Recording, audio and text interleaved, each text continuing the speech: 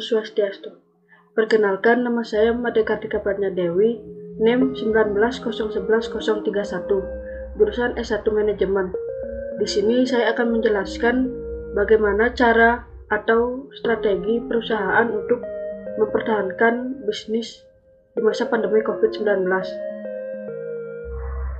Wabah penyakit virus corona atau COVID-19 yang melanda dunia sejak awal tahun telah mengguncang kehidupan masyarakat sehari-hari. Hingga 30 Maret tercatat sebanyak 724.565 kasus COVID-19 dengan korban meninggal dunia mencapai 34.107 orang di 199 negara di dunia. Di Indonesia, COVID-19 telah menginfeksi sedikitnya 1.414 orang, di mana sebanyak 122 orang meninggal dunia akibat penyakit menular itu. Bukan hanya mengancam nyawa, wabah virus corona juga telah memukul banyak kelangsungan usaha. Lalu, bagaimana cara untuk mempertahankan bisnis di tengah krisis corona? Cara mempertahankan bisnis di tengah krisis corona yang pertama yaitu periksa kondisi keuangan bisnis. Tidak ada yang bisa memastikan kapan wabah virus corona ini akan berakhir.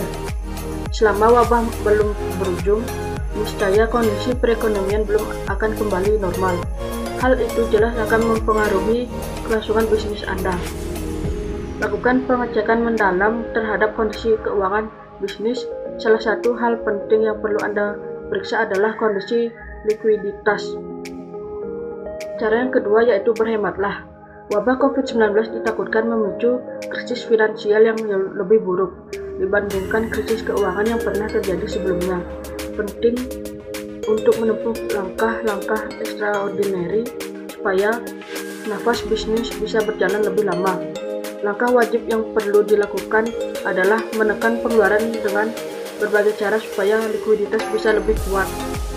Misalnya, menekan biaya operasional dari pos-pos rutin seperti tagihan listrik, air, dan internet.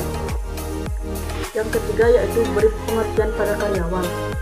Krisis pandemi COVID-19 adalah masa penuh keprihatinan. Bila tidak berhati-hati, bisnis bisa gulung tikar dalam sekejap.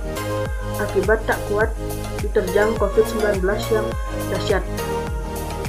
Cara mempertahankan bisnis di tengah krisis corona berikutnya adalah ajak bicara karyawan-karyawan untuk turut bahu-membahu saling memperkuat di masa yang berat ini.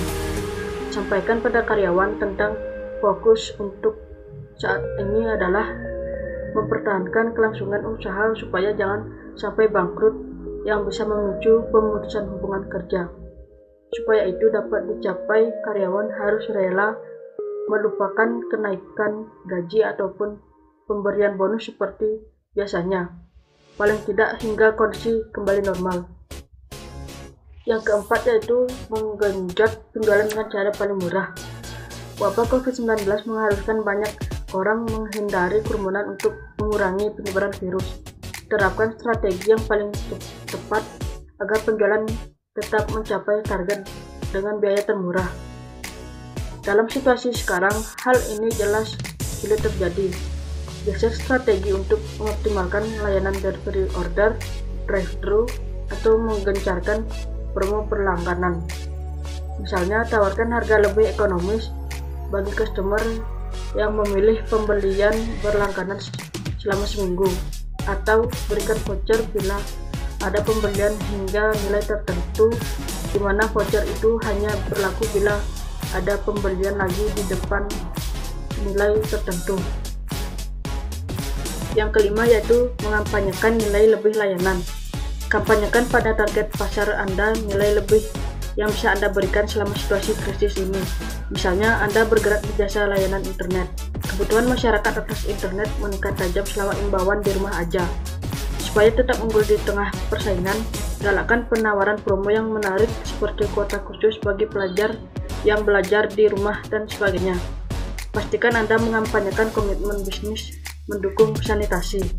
Misalnya, para pramusaji selalu mengenakan masker dan sarung tangan untuk memastikan minuman yang dibuat steril, menyediakan hand sanitizer bagi jasa delivery yang mengambil barang pas pesanan dan sebagainya. Dan yang terakhir yaitu optimalkan teknologi pendukung. Banyak teknologi yang bisa Anda manfaatkan agar kegiatan bisnis bisa berjalan senormal biasanya. Misalnya untuk meeting dengan tim sehari-hari memanfaatkan aplikasi Zoom. Begitu juga bila perlu berkomunikasi dengan klien, Anda bisa mengajak pemakaian video conference call. Optimalkan aplikasi Working Desk seperti Slack atau Trello agar kerja tim tetap terpantau kapan saja.